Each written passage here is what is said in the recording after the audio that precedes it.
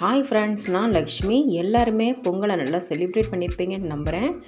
இன்றைக்கி நம்ம ஒரு பொங்கல் ரெசிபி தான் பார்க்க போகிறோம். மிஞ்சிய கரும்பெல்லாம் வேஸ்ட் பண்ணாமல் அந்த கரும்புலேருந்து சாறு எடுத்து ஒரு பொங்கல் நான் ட்ரை பண்ணியிருக்கேன். எப்படி செய்யலான்னு பார்க்குறதுக்கு முன்னாடி நம்மளோட KH cutie channel recipe subscribe பண்ணிக்கோங்க. பக்கத்தில் இருக்க பெல் ஐக்கானையும் கிளிக் பண்ணிக்கோங்க. ஃபஸ்ட்டு இதுக்கு கரும்பை நல்லா சுத்தம் பண்ணிவிட்டுங்க.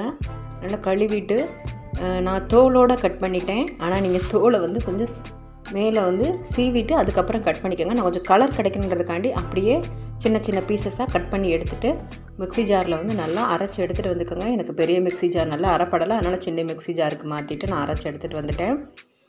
இப்போ இதை ஒரு சன்னி வச்சு நல்லா வடிகட்டி எடுத்துக்கிற போகிறோம். இந்த மாதிரி சாறை நல்லா பிழிஞ்சு சாறை எடுத்துக்கோங்க.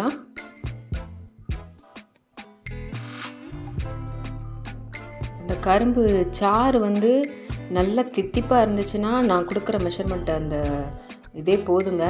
இல்லைன்னா நீங்கள் கொஞ்சம் கரும்பு சாரோட அளவை பொங்கலுக்கு அதிகமாக சேர்க்குற மாதிரி இருக்கும். இல்லைனா கற்கண்டு மாதிரி ஏதாவது நீங்கள் அடிஷ்னலாக ஆட் பண்ணிக்கோங்க. நான் இன்றைக்கி வெறும் கரும்பு சாறும் பாலும் சேர்த்து தான் பண்ண போகிறேன். இந்த கரும்பு நல்லாவே தித்திப்பாக இருந்துச்சு, அதனால் கரும்பு சாறு மட்டும் எடுத்துக்கோங்க. நல்லா சுத்தம் பண்ணிவிட்டு தான் இந்த கரும்பு சாறு எடுத்துருக்கோம், அதனால் ஒரு பிரச்சனையும் கிடையாது. தோலை சீவிட்டிங்கன்னா கொஞ்சம் நிறம் நல்லா சாரோட அந்த பழுப்பு நிறமாக கொஞ்சம் தெரியும்.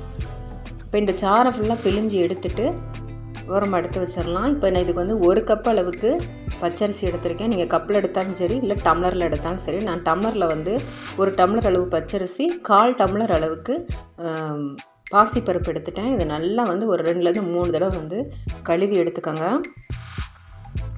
நல்லா இதை கழுவிட்டு இப்போ நம்ம எடுத்து வச்ச கரும்பு சாறை சேர்த்துடலாம். நான் 2 கிளாஸ் கரும்பு சாறு சேர்த்துருக்கேன். நல்லா தித்திப்பாக இருந்துச்சு, அதனால் நான் 2 டம்ளர் கரும்பு சாறு சேர்த்துருக்கேன். நீங்கள் 4 டம்ளர் கரும்பு சாறு மட்டுமே சேர்த்து கூட இதை பண்ணலாம். பால் சேர்க்கணும்னு அவசியம் கிடையாது. நான் ஆனால் இதில் 2 கிளாஸ் கரும்பு சாறும் இப்போ 1 கிளாஸ் பாலும் ஆட் பண்ணிக்கிறேன். திருப்பி 1 கிளாஸ் தண்ணி ஆட் பண்ணிக்கிறேன்.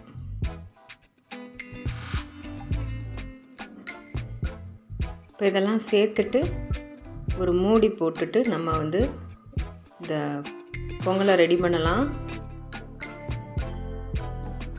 இப்போ ஒரு மூடி வச்சு மூடிட்டு இது ஒரு 5லேருந்து 6 விசிலுங்க. என்னோடய குக்கருக்கு பார்த்தீங்கன்னா வேகிறதுக்கு கொஞ்சம் டைம் எடுக்கும், அதனால் 5லேருந்து 6 விசில் வச்சு நான் எடுத்தேன். உங்கள் குக்கர் சிலருக்கு 2 விசில் 3 விசில்லே நல்லா வெந்துடும் சாதம். அந்த மாதிரி இருக்கிறத பார்த்துக்கோங்க. எனக்கு 5லேருந்து 6 விசில் ஆச்சு. இப்போ பாருங்கள், சாதம் நல்லாவே வெந்துருச்சு. இப்போ அதை நல்லா மசிச்சு விட்டுக்கோங்க. பொங்கல் நமக்கு சாதமாகவே தெரியக்கூடாது, நல்லா மசிஞ்சிடணும். இப்போ அந்த அளவுக்கு நல்லா மசிச்சு விட்டுக்கோங்க. இங்கே எனக்கு பால் வேணாம், எனக்கு ஃபுல் அண்ட் ஃபுல் கரும்பு சாறுலேயே பண்ணணுன்னா நீங்கள் ஃபுல்லாகவே கரும்பு சாறு. இப்போ நான் 4 டம்ளர் சேர்த்துருக்கேன். இப்போ நான் திருப்பி கொஞ்சம் ட்ரையாக இருக்க மாதிரி இருக்கனால ஒரு 3/4 டம்ளர் அளவுக்கு பால் சேர்த்துருக்கேன். நீங்கள் ஃபுல் அண்ட் ஃபுல் 5 டம்ளர் கூட நீங்கள் கரும்பு சாறு சேர்த்துட்டு இதை பண்ணலாம், பாலே சேர்க்காமல். இது கொஞ்சம் வெள்ளை நிறமாக இருக்குது. நீங்கள் ஃபுல் அண்ட் ஃபுல் கரும்பு சாறில் சேர்க்கும்போது கொஞ்சம் பழுப்பு நிறம் கிடைக்கும்.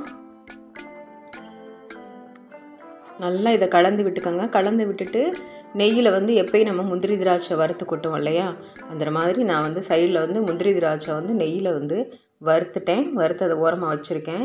அதை நல்லா மசிச்சாச்சு. இந்த நேரத்தில் நம்ம வறுத்து வச்ச முந்திரி திராட்சையை ஆட் பண்ணிடலாம். ஆட் பண்ணிவிட்டு இதையும் நல்லா கலந்து விட்டுக்கோங்க. உண்மையிலே டேஸ்ட்டு அமிர்தமாக இருந்துச்சுங்க. நீங்கள் கண்டிப்பாக ட்ரை பண்ணுங்கள். நான் கூட ஃபஸ்ட் டைம் செய்கிறோமே, இது நல்லா இருக்குமா நல்லா இருக்காதா அப்படின்ற ஒரு சந்தேகத்தோடு தான் பண்ணினேன். ஆனால் உண்மையிலே டேஸ்ட் ரொம்ப சூப்பராக இருந்துச்சு. பசங்களும் விரும்பி சாப்பிட்டாங்க. நீங்களும் ட்ரை பண்ணி பார்த்துட்டு எப்படி இருந்துச்சுன்னு கமெண்ட் செக்ஷனில் சொல்லுங்கள் ஃப்ரெண்ட்ஸ். மறக்காமல் நம்ம சேனலுக்கான சப்போர்ட்டை கொடுப்பீங்கன்னு நம்புகிறேன். லைக் பட்டனையும் தட்டி விட்டுருங்க, அப்போ தான் நிறைய பேருக்கு இந்த வீடியோ போய் சேரும். தேங்க்யூ ஃபார் வாட்சிங் ஃப்ரெண்ட்ஸ்.